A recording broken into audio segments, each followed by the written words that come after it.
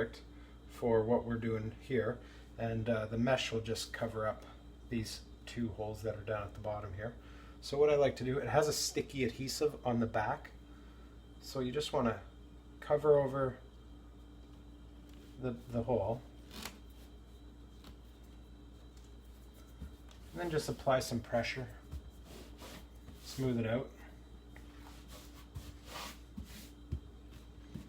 So now that is quite hard, and all you have to do now is go over top with some of the drywall compound. So I like to start with a thin coat.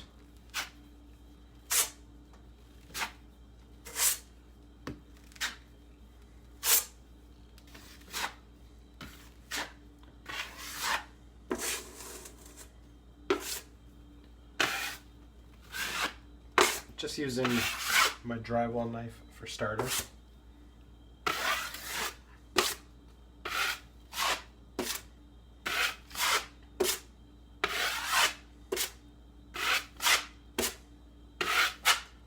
Now I'm just going to let that dry overnight, and then I'm going to apply my second coat.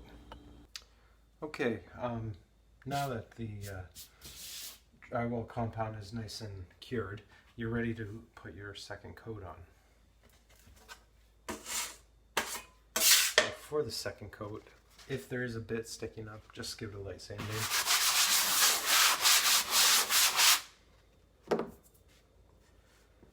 And I like to use a 12-inch drywall trowel.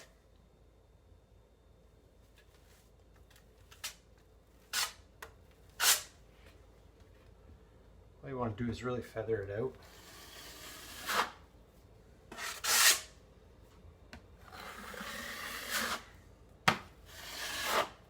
The more you feather it out, the easier it'll cover and you won't notice any of the edges.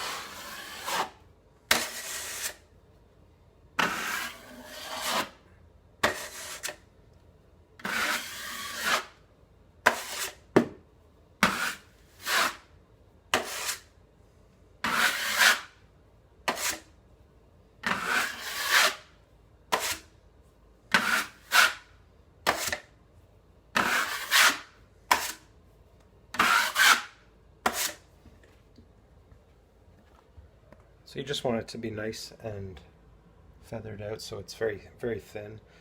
That'll help you not have to do too much sanding in between coats, and it'll just make it a little easier when you do your final sanding at the end.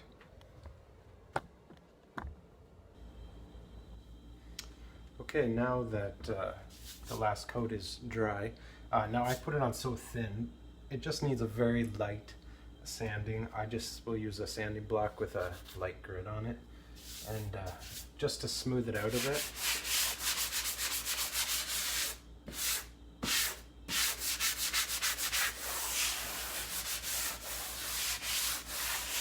Just want to make sure that the edges have no raised parts whatsoever, so it's nice and it blends nice to the wall.